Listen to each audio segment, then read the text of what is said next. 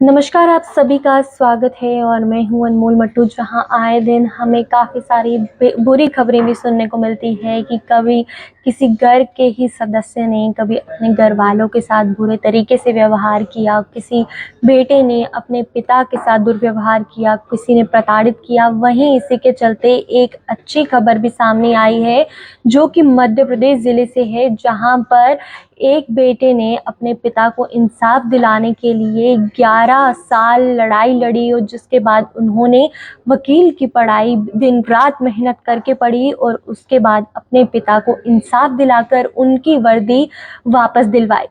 आपको वहाँ के विजुअल दिखाते चलें तो देखिए किस तरह वहाँ पर माता जब आती हैं, देखते हैं कि अपने पति और बेटे को कि उन्हें इंसाफ मिला है, वे बेहद खुश होती हैं। और आपको बता दें कि आपने कभी ऐसा सोचा होगा कि अपने पिता को सम्मान दिलाने के लिए कोई इस हद तक जा गुजरता है कि अपने परिवार वालों को इंसाफ दिलाने के लिए 11 साल तक पढ़ाई कर अपने पिता का सम्मान वापस लौटाने के लिए इस तरह करते हैं। ये कोई फिल्म की कहानी नहीं बल्कि मध्य प्रदेश के अनूपपुर ज़िले के एक छोटे से परिवार की सच्ची और बेहद प्रेरणादायक दास्तां है।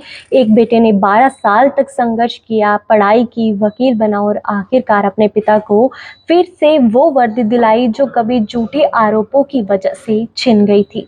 पिता पर लगा था भ्रष्टाचार का झूठा आरोप, जो कि साल 2013 की बात है। आरक्षक मिथिलेश पांडे जो अनूपपुर थाने में ईमानदारी से ड्यूटी निभा रहे थे, पर उन पर एक गुमनाम पत्र के आधार पर एक भ्रष्टाचार का आरोप लगा था। आरोप था कि उनके पास अपनी इनकम से ज्यादा प्रॉपर्टी है और उन पर कोई ठोस जांच ना किए बिना और उसके बिना कोई पूरी कार्यवाही किए बिना उन पर ये आरोप लगाते हुए उन्हें ड्यूटी से बर्खास्त कर दिया गया था।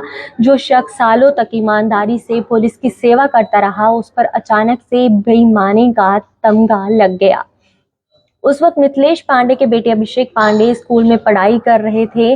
उन्होंने अपने पिता की आंखों में आंसू और बेबसी देखी और तभी मन ही मन में एक फैसला लिया कि अब मैं वकील बनूंगा और पापा को खुद इंसाफ दिलाऊंगा। अभिषेक ने कानूनी पढ़ाई शुरू की, उन्होंने कॉलेज में दाखिला लिया, दिन रात मेहनत की और एक वकील बनकर निकल पड़े उस रास्ते पर जहां मंजिल आसान नहीं थी लेकिन इरादा मजबूत था। एक बार वकील बनने के बाद अभिषेक ने खुद पिता का केस जबलपुर हाई कोर्ट में लड़ा।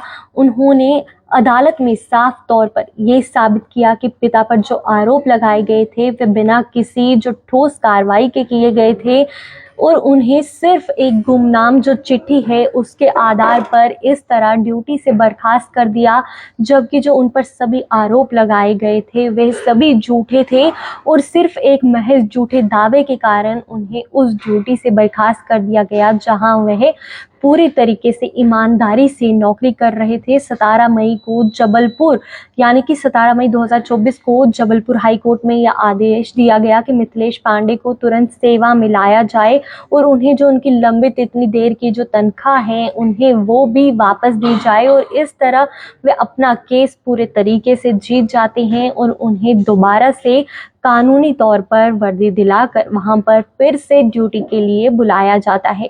और ये सिर्फ एक कानूनी लड़ाई नहीं बल्कि इतने सालों की मेहनत है और जिस व्यक्ति ने इतने सालों तक वहां पर इतनी ईमानदारी से काम किया, ये सभी उसका फल है। और जिस बेटे ने अपने पिता को इंसाफ दिलाने के लिए इतने सालों लड़ाई लड़ी, पढ़ाई की, दिन रात मेहनत की कि उसके पिता को वापस से इंसाफ दिलाया जाए, जो जो जो कि इतने सालों पहले सिर्फ एक जो गुमनाम पत्र आया था उसके आधार पर उन्हें ड्यूटी से बर्खास्त किया गया था। आपको फिर दिखाते चलें कि ये अभिषेक पांडे हैं जिन्होंने अपने पिता मिथिलेश पांडे को 11-12 साल के बाद लगभग पूरे तरीके से उन्हें इंसाफ दिलाया, जबकि उन्हें सिर्फ एक गुमनाम पत्र के आधार पर एक झूठे आरोपों के इस पे आधार पर उन्हें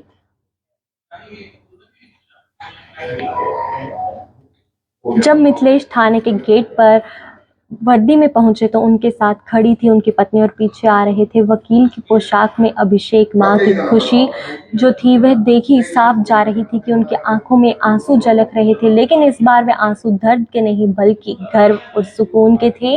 और ये उस बेटे की कहानी थी जिसने अपने पिता के सम्मान के लिए लड़ाई लड़ी, सिस्टम से टकराया और आखिरकार जो सच्चाई है उसकी जीत हुई।